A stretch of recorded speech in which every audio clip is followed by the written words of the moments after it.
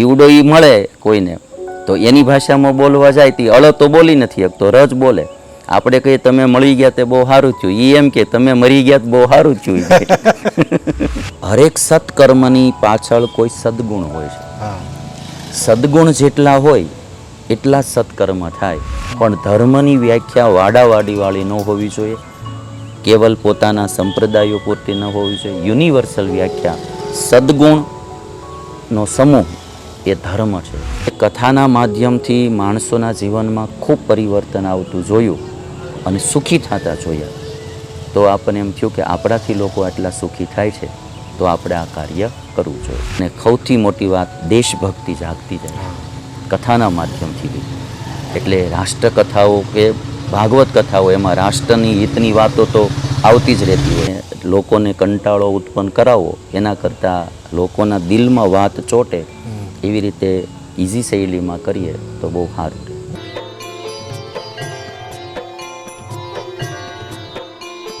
ધર્મની બાબત હોય, જીવન કેવી રીતે જીવવું એવી બાબતથી અત્યારે સાંપ્રત સમય ડિજિટલ યુગનો સદુપયોગ કરીને આજે આમ તો માળિયાહાટીનું ખંભાળિયા ગામ અને ત્યાં સપ્તાહ નિમિત્તે જ આમ તો મળવાનું થયું છે. સ્વામી, ખૂબ ખૂબ કાર્યક્રમમાં આપનું સ્વાગત છે. અમુક એવી વાણી હોય ને, ઠંડી વાણી કે સ્વામી, હવે શરૂઆત થાય છે. દર્શક મિત્રો પણ સૌરાષ્ટ્રના સાદા છે અને દેહાણમાં હોય ને આમ તો સાદા જ, અને સાદું જ લોકોને પસંદ છે એ મેં જોયું. એટલું વિચરણ કર્યું, લગભગ 4,80,000 કિલોમીટર, પણ એમાં એટલું સ્વીકાર્યું છે દુનિયાએ, સાદા. તમે એકચ્યુઅલી આવી રીતે જમવું બેસવું જોઈએ, આવું ન કહેવું જોઈએ, એ લોકોને ગમતું જ નથી. અને અમુક એવી વાણીનો પ્રભાવ હોય. કવિ દાદ બાપુ કહે છે કે પગલાં એવા કોણ મૂકતું આવે કે ગગન પાછળ પાછળ ઝૂકતું આવે, ને સૂર કોણ છેડી ગયો એ રસ્તે કે હરણ પાછળ પાછળ પૂછતું આવે. અમુક વાણીના એ શબ્દો નમ્રતાથી બોલાવે ને તો એની અસર મોડે સુધી, અમુક બરાડા પાડીને બોલતા હોય તો કે હવે બંધ થાય તો સારું. આ વાણીનો સ્વામી, પ્રથમ બેઝિક વાત કરવી મારે. લોકોના પ્રશ્નો હોય કે આ સ્વામી કહે, ઘણા સંત કહે કે સૌરાષ્ટ્ર બાજુને લાગે કે આ શૈલી છે ને અમને ગમે છે. બીજું, કથામાં લોકો બધું જોતા હોય practically, as a reality, not a artificial talk. તમે કે આવી રીતે મતલબી દુનિયા એટલે ડાયરેક્ટ ક્લિપ, થોડીક રમૂજ, હા કે 1.5 કલાક થઈ છે, હવે પબ્લિકને કંઈક રમૂજની જરૂર છે, વચ્ચે 2 જોક્સ લઈ લેવા, આ એ જરૂરી છે. પ્રથમ તો બધા કથાકારો કંઈક અલગ છે, અનુભવમાંથી શીખો કે બધું, મારો પહેલો પ્રશ્ન એ છે. શાસ્ત્રો બધા સમાજમાંથી જ આવેલા છે, સમાજના જ પ્રશ્નો શાસ્ત્રોમાં લખાણા છે, અને સમાજના વિચરણમાંથી જ આ બધી ચીજો. મને બી શું છે કે આવું આપણે સમાજને પીરસવું જોઈએ કે જે કંઈ આપણે સમાજના પ્રશ્નો આપણે આગળ આવતા હોય, પારિવારિક, વ્યવહારિક, એ સાંભળીએ તો એમાંથી બી આપણને અમુક ચીજો ખબર પડે. બીજું કે માણસને કંટાળો ન આવે એવી રીતે આપણે એને સારી ચીજ પીરસવી હોય તો ક્લિપના માધ્યમથી બહુ ઇઝી રહે, એને થોડી રમૂજ બી થઈ જાય અને સારો મેસેજ બી મળી જાય. એટલે હસતા હસતા જ્ઞાન પીરસવાનું, ભારરૂપ ન થવું જોઈએ, હળવાશથી થવું જોઈએ. એટલે રોજના અનુભવના આધારે થોડું એડ કરતો જાઓ. અનુભવ પણ ધારે એ ધર્મનું સ્વરૂપ આમ તો વર્ષોથી અલગ અલગ છે, અને 5 વર્ષે હું તો એમ કહું કે દર વર્ષે ફરે ધર્મનું સ્વરૂપ. ધર્મની એક વ્યાખ્યા સમજી લઈએ. ધર્મ પરિવર્તનશીલ છે એવું કહેશું આપણે, કે સાંપ્રત સમય જે તે સમયના આધારે ધર્મ એવો ધારણ કરતો હોય છે. તમારા વ્યક્તિ આમ ધર્મની વ્યાખ્યા તમે કઈ રીતે આપશો? ધર્મની વ્યાખ્યા યુનિવર્સલ હું કરવા માગું છું કે ધર્મ એટલે સદગુણ. હરેક વ્યક્તિમાં જેટલા સારા સદગુણ હોય એટલું એનાથી સારું કાર્ય થાય, પુણ્યનું કાર્ય થાય. જેમ કે દયા હોય તો માણસ કોકને ક્ષમા કરી શકશે, દયા હશે તો કોકને જમાડી શકશે, પાણી પાઈ શકશે, પરોપકારના કાર્ય કરી શકશે. સ્નેહ નામનો ગુણ હોય તો માણસ કોકને મદદરૂપ થઈ શકશે, ભાવથી બોલાવશે, આદર આપશે. ટૂંકમાં હરેક સત્કર્મની પાછળ કોઈ સદગુણ હોય છે. સદગુણ જેટલા હોય એટલા જ સત્કર્મ થાય. એટલે સદગુણ છે એ સૌથી મોટો ધર્મ સર્ગ છે, અને દુર્ગુણો જે છે એ સૌથી મોટો અધર્મ સર્ગ છે. કામ હોય એટલે મોળી ક્રિયા થવાની, ક્રોધ હોય એટલે પાપ ક્રિયા થવાની, લોભ હોય એટલે ખોટી ક્રિયા થવાની જ, ઈર્ષ્યા હોય એટલે માણસ કોઈ દુષ્કર્મ કરવાનો જ તે. એટલે જેટલા દુર્ગુણ માણસમાં એટલો અધર્મ, જેટલા સદગુણ એટલો ધર્મ. એટલે કોઈ શાસ્ત્રોમાં જે કીધું કે ધર્મ પાળવાથી સુખ થાય, અધર્મથી દુઃખ થાય, એ 100% વાત સાચી છે. પણ ધર્મની વ્યાખ્યા વાડાવાડીવાળી ન હોવી જોઈએ, કેવલ પોતાના સંપ્રદાયો પૂરતી ન હોવી જોઈએ. યુનિવર્સલ વ્યાખ્યા સદગુણનો સમૂહ એ ધર્મ છે અને દુર્ગુણોનો સમૂહ એ અધર્મ છે. આ યુનિવર્સલ કોઈ પણ જીવ દુનિયાભરનો હોય ને બધાને લાગુ પડે. એટલા માટે આ એક વ્યાખ્યા ધર્મની. બીજી વ્યાખ્યા ધર્મની છે કે પોતાના કર્તવ્યનું પાલન કરવું. એક શિક્ષક યથાર્થ પોતાના કર્તવ્યનું પાલન કરે એટલે હજારો વિદ્યાર્થી સુખી થાય. એક ડૉક્ટર પોતાના કર્તવ્યનું યથાર્થ પાલન કરે તો હજારો દર્દી સુખી થાય. એક ધર્મગુરુ પોતાના કર્તવ્યનું યથાર્થ પાલન કરે તો હજારો અનુયાયી સુખી થાય. અને એક રાજનેતા પોતાના ધર્મનું કર્તવ્યનું યથાર્થ પાલન કરે તો એનો આખો મત વિસ્તાર રાજી થાય, સુખી થાય. એટલે જે પોતાનું એક માતા તરીકેનું, પિતા તરીકેનું, પતિ તરીકેનું, પુત્ર તરીકેનું, શિક્ષક તરીકેનું જે કર્તવ્ય છે એનું જે યથાર્થ પાલન કરવું, આ ધર્મની બીજી વ્યાખ્યા. એક સદગુણનો સમૂહ, બીજું છે તો કર્તવ્યનું પાલન. આ યુનિવર્સલ ધર્મની વ્યાખ્યા છે. આ ચારેય યુગમાં રહેતી જ સરખી જ રહેવાની. અને જે બદલે એ યુગ ધર્મો હોય કે જે અમુક સતયુગમાં અમુક ક્રિયા થઈ શકતી હોય એ કળયુગમાં ન થઈ શકે.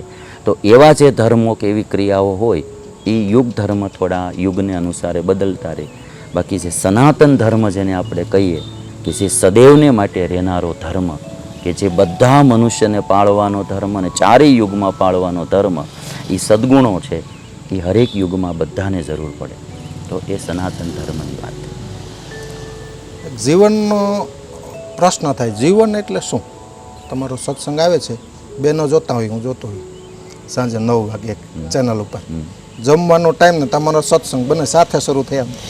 એટલે એક પ્રથમ તો તમને ધન્યવાદ કે એક પરિવર્તન આવે છે. ને હમણાં ભાઈઓ આવ્યા ને સત્કર્મ તરફ વળ્યા, તમારી કથા સાંભળી, હમણાં અમે સાંભળ્યું. બીજું કે આ સત્સંગથી ફરક પડે છે. એટલે જીવન જીવવાનું લક્ષ્ય આપણે કહે કે જીવનનો ધ્યેય શું? અલગ અલગ યુનિવર્સલ વ્યાખ્યા આપી છે કે સત્કર્મ કરવા, ઓકે, સત્કર્મ જ કરે છે તો પણ ક્યાંક ને ક્યાંક દુઃખી છે. આપણે આવ્યા છે શું કરવા? પ્રથમ એ પણ પ્રશ્ન થાય. અનેક રીતે આકાર, નિરાકાર, મોટા ઘણા પ્રશ્નો છે, પણ મારે ટૂંકમાં સમજવું આપણે જીવનનો લક્ષ્ય શું? ખરેખર આપણે આવ્યા શું કરવા? સત્કર્મ કરવા. સત્કર્મ જ કરે જાય તો આર્થિક મૂડીનું કંઈક ઉપાર્જન પણ થવું જોઈએ. આપણા બાળ બચ્ચાનું શું? એ પણ એક પ્રશ્ન થાય.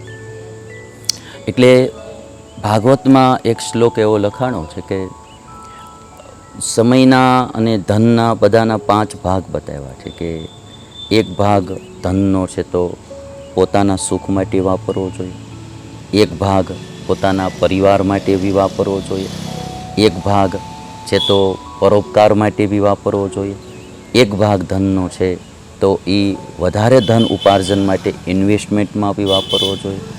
ભાગવતમાં જ્યારે બલિરાજા બધું જ દઈ દેવા માટે તૈયાર થયા ત્યારે શુક્રાચાર્યએ એમને આ વાત કીધી કે ધનના 5 ભાગ પાડવા પડે. એમ આપણા જીવનનો પણ એના 5 ભાગ હોય કે અમુક જીવન અમુક ટકા આપણે આપણા સુખ માટે પણ જીવવાનું હોય, પરિવારના સુખ માટે બી થોડો ટાઈમ આપવો પડે જીવનનો, પરોપકાર માટે બી થોડો ટાઈમ આપવો પડે, ધંધા બિઝનેસ માટે બી થોડો ટાઈમ આપવો પડે, અને અંતિમ જે છે કે ફરી જન્મ મરણ ન આવે એના માટે આત્મા પરમાત્મા માટે પણ, આધ્યાત્મિકતા માટે પણ થોડો ટાઈમ આપવો પડે. તો જીવનનું બેલેન્સ રહે. આ કથાના વિષયની વાત સમજવી, અલગ અલગ વિષયો. તમારું ભાગવત કથા ઉપર પકડ છે. તમે ધારો તો કોઈ પણ મંદિરના પૂજારી, ટ્રસ્ટી, તમારી પાસે બધી દિશાઓ ખુલ્લી હતી. આ થોડું રસની વાત કરી છે. જો રસ માણસને ક્યાં લઈ જાય, એ રસ હતો એટલે જ આપણે મિલાપ થયો છે ને. બાકી તમે કોઈ પણ માની લો કે કોઈ પણ મંદિરમાં મોટો મોભો મળે, મોટું પદ મળે, એ પણ મળી શકે. પણ કથા પ્રત્યે ભાગવત માટે કંઈક કરવું છે, ભાગવતને અલગ રીતે રજૂ કંઈક કરવી છે, જીવનની સાંપ્રત સમસ્યાઓને વણીને રજૂ કરવી છે, આવો જ વિચાર ક્યાંક મૂળ હોય. ક્યાંક વિચાર આવ્યો હોય કે આ કંઈક કરવું છે, હમ. આ મૂળ બંધાણું કઈ રીતે? એટલે મેં સાધુ દીક્ષા લીધી 1991માં. પછી 10 વર્ષ સુધી મેં સાઉથ ઇન્ડિયામાં સંસ્કૃત સ્ટડી કરી. મને એ સમયે ખબર નહોતી કે ભાઈ સંસ્કૃત મને મારા લાઈફમાં શું કામમાં આવશે. એક ગુરુ આજ્ઞા થઈ અને ભણવાનું શરૂ કર્યું. તો મેં સંસ્કૃતમાં MA કર્યું. કર્ણાટક ઓપન યુનિવર્સિટીમાં મેં એક્ઝામ આપી MAની. પછી હું 2001માં પાછો ગુજરાત આવ્યો અને કથા શરૂ કરવાની. પહેલી વહેલી કથા 2001માં મેં કરી. તો પછી ધીરે ધીરે કથામાંથી હજારો લોકો નિર્વ્યસની થતા જોયા. હજારો પરિવારમાં સદભાવના થતી થઈ. પતિ પત્નીમાં ભાવ વધ્યા, સાસુઓમાં પ્રેમ વધ્યો. માણસ અનીતિ છોડીને નીતિના માર્ગે વળતા થયા. જે હમણાં તમે બેઠા હતા અને બે ભાઈઓએ જે વાત કીધી કે તમારા કથાથી આ પરિવર્તન આવ્યું. કરશનભાઈ બેઠા છે, એમના મકાને આજે હું ગયો હતો પધરામણીમાં, તો મને કે તમારી રાષ્ટ્રકથા અમદાવાદની સાંભળી મારા મકાન ઉપર મેં આપણો ત્રિરંગો લગાડ્યો, રાષ્ટ્રધ્વજ લગાડ્યો અને ઓમનો મહિમા સાંભળી લાઇટિંગવાળો ઓમ લગાડ્યો. તો આવી રીતે કથાના માધ્યમથી માણસોના જીવનમાં ખૂબ પરિવર્તન આવતું જોયું અને સુખી થતા જોયા. તો આપણને એમ થયું કે આપણાથી લોકો આટલા સુખી થાય છે તો આપણે આ કાર્ય કરવું જોઈએ. બાકી તમે જાણો કે અમારે કોઈ પ્રકારની અપેક્ષા નહીં, કોઈ લેણ દેણ નહીં. તો તમે માળિયામાં બી જોયું કે હમણાં મેં 7 દિવસ એટલી તડકામાં કથા કરી. હું આ ન કરું તો મારે 1% કોઈ જરૂર નહીં.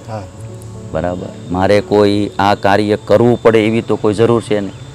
પણ આ કાર્યથી હજારો માણસો રાજી થાય છે, સુખી થાય છે, ધર્મ તરફ વળે છે, સંસ્કારી બને છે, હિન્દુ સંસ્કૃતિનું પોષણ થાય છે અને સૌથી મોટી વાત દેશભક્તિ જાગતી જાય કથાના માધ્યમથી બી. એટલે રાષ્ટ્રકથાઓ કે ભાગવત કથાઓ એમાં રાષ્ટ્રની હિતની વાતો તો આવતી જ રહેતી હોય. એટલે આ બધી ભક્તિઓ જાગે છે એટલા માટે કથાનું ક્ષેત્ર મેં પસંદ વધારે. ક્ષેત્રમાં નવા નવા અનુભવ થતા જતા હોય. મેં કીધું ને શૈલી, અમુક તમારા અનુયાયીઓ ભેગા થયા હોય ને, સામટા તમારો સ્ટાફ કે એક ગણ હોય, ગણ અમારો પત્રકારનો ગણ હોય, શૈલી અલગ પડતી. તમારે જે હોય ગણમાં શૈલી શુદ્ધ હોય, અંગ્રેજી પણ સ્પીચ આપી શકે, હિન્દી આપી શકે. આમ તમને એવો વિચાર આવ્યો ક્યારેક એવો ગણ બેઠો હોય ત્યાં સ્પીચ આપવાની હોય, મોટું સંકુલ બેઠું હોય, તમારી શૈલી સાદી પડતી હોય તો બનતું, ક્યારેક કેવું પણ બનતું, શૈલીને લીધે સફળતા પણ વધારે પ્રાપ્ત થતી. જ્યારે કોઈ કદાચ એવી વિદ્વાનોની સભા હોય અને મારે વાત કરવાની થાય તો I can speak Sanskrit also. અચ્છા, બરાબર છે. અને ત્યારે આપણે તત્વની વાતો પણ ઊંચી કરી શકીએ, ન કરી શકે એવું નહીં. પણ આમ જનતા જે છે એને તત્વની વાત કરવી હોય તો ઇઝીલી એને સમજાય, તો જ એને રસ પડે, તો જ એના જીવનમાં ફાયદો થાય. એટલે ખોટો વિદ્વત્તાનો આડંબર કરી કે વાતને ખોટી ગહન કરી અને લોકોને કંટાળો ઉત્પન્ન કરાવવો એના કરતાં લોકોના દિલમાં વાત ચોટે એવી રીતે ઇઝી શૈલીમાં કરીએ તો બહુ સારું રહે અને બધાને પોતાની મૂળ ભાષામાં બોલવામાં મજા આવે અને લોકોને સમજવામાં પણ મજા આવે. એટલે શૈલી હું બહુ સરળ રાખું, બહુ એમાં વધારે પડતા કડક શબ્દો કે અઘરા શબ્દોનો પ્રયોગો ન કરું, ઇઝીલી. સૌરાષ્ટ્રની, હા, સૌરાષ્ટ્રની જે મૂળ માતૃભાષા હોય. સૌરાષ્ટ્ર આમ તો ભાષા ગુજરાત, સૌરાષ્ટ્રની શૈલી છે. હા, જો ભાષા તો બધી ખૂબ બધી છે. જેમ કે આપણે તમે જુઓ તો આ અમુક પ્રાંતમાં જામનગર બાજુ અળ ન બોલે, બરાબર, એ અળનો ર બોલે. તો હવે આપણે બોલવું હોય તો બોલાય જ નહીં. એ ત્યાં જન્મમાં હોય એનાથી જ બોલે. આપણે થાળી કળશો કહીએ તો કે થાળી કરશો લાવજો, બરાબર છે. આપણે હવે એમાં એક શબ્દ ખાલી બદલે તો આખી વાત ક્યારેક બદલી જાય. આપણે કોઈ હામાં મળી જાય ને કહીએ કે ઓહો તમે આજ મળી ગયા તે બહુ સારું થયું. હવે ઈવડો એ મળે કોઈને તો એની ભાષામાં બોલવા જાય તે અળ તો બોલી નથી શકતો, ર જ બોલે. આપણે કહીએ તમે મળી ગયા તે બહુ સારું થયું, એ એમ કે તમે મરી ગયા બહુ સારું થયું. એક જ શબ્દ ખાલી. ઉત્તર ગુજરાતમાં મહેસાણા બાજુ છે તો આકારનો ઓકાર બોલે. આપણે ખાટલો કહી તો એ ખોટલો કહે, બાકડો કહી તો એ બોકડો કહે. અમારે એક મ્યુઝિશિયન ભાઈ હતો તો આવતો હતો, મને કે સ્વામી હું એક દિવસ મંદિરમાં બોકડા ઉપર બેઠો હતો ને તો હું ઘડીક તો વિચારતો રહ્યો, મેં મંદિરમાં બોકડો ક્યાંથી, પણ ઓલો બાકડો ટૂંકમાં. હમણાં ઊંઝા પાસે કથા હતી કામલી ગામમાં બ્રહ્માણી માતાના મંદિરે. તો એક ભાઈની ઘરે હું પધરામણી ગયો તો મને કહે સ્વામી આ ભાઈ છે ને બોમ્બ બનાવે છે બોમ્બ. મેં કીધું બોમ્બ એટલે મેં તો હુતળિયા બનાવતો હશે કે લક્ષ્મી બોમ્બ બનાવે. મેં કીધું બોમ્બ. ત્યાં તો એક ડબ્બી લઈને આવ્યો. મને કે આ અમી બોમ્બ બનાવે છે અમી બોમ્બ. બોમ્બ એટલે બામ. અચ્છા. હા પણ એ આકાર નો બોલે, આકાર નો ઓકાર બોલે. એટલે એક શબ્દ બી ખોટો બોલાય ઓલો બોલાતો હોય તો એમાંથી અર્થ ન ઓલા. એટલે મૂળ ભાષામાં રહેવું સારું. અને બીજું તમારું વિચરણ કેટલાક દેશોની અંદર ધર્મને પ્રસાર માટે સપ્તાહ માટે, કારણ કે સ્ક્રીનમાં જોતા હોય અમે અલગ અલગ દેશોની અંદર મંદિરની કોઈ વિશેષતા હોય, અલગ મંદિર હોય, કોઈ જગ્યા નવીન હોય કે જે દર્શાવવા જેવી હોય આ વિસ્તારની, અથવા તો કથાની અંદર કંઈક ઉલ્લેખ હોય એનો કે ત્યારે ત્યાં તમે લેવાનું, તમારું ત્યાં એમાં અચૂક હાજરી હોય. પાછી બીજેથી ફોટા લઈ લે આ ગૂગલમાંથી ને આમ તેમ એમ નહીં, જે મંદિરનું સ્ક્રીન ઉપર તમે દેખાડો એમાં તમારી ઉપસ્થિતિ હોય. પાછી એનો અર્થ એ કે તમે અહીંયા રૂબરૂ ગયા, માહિતી મેળવી અને પછી રજૂ કરી. કેટલાક દેશોની અંદર આમ વિચરણ તમારું? દેશોમાં તો મુખ્યમાં તો અમેરિકા છે, કેનેડા છે, ઇંગ્લેન્ડમાં લંડનને ત્યાં બધી છે, આફ્રિકાના યુગાન્ડા કેન્યા દેશો છે, ઓમાન છે, ઓસ્ટ્રેલિયા છે, બેંકોક, હોંગકોંગ. ત્યાં મંદિરે જઈને માહિતી મેળવવા. હા બધી છે. હું જ્યાં જાઉં ત્યાં મને એમ કંઈ સારું લાગે કે આ લોકોની માટે ઉપયોગી ચીજ છે તો એનો વિડીયો ઉતારી લઉં અને લોકોને બતાવું. એમાંથી જે કંઈ સારો મેસેજ આપણે દીધા જેવો હોય તો એ બતાવું. સ્વામી ખૂબ આનંદ આવ્યો આજના તીર્થ દર્શનના સુરીલા સંવાદમાં. ભવિષ્યમાં પણ કોઈ એવા પ્રશ્ન હશે, આ તો ઓચિંતાનું મળવાનું થયું છે, પણ ભવિષ્યમાં પણ કોઈ ધાર્મિક લક્ષી કે આધ્યાત્મિક લક્ષી કોઈ પણ વાત મુદ્દે આપણે મળતા રહીશું. આજે અમારા કાર્યક્રમમાં આવ્યા સ્વામી, આપનો ખૂબ ખૂબ આભાર છે.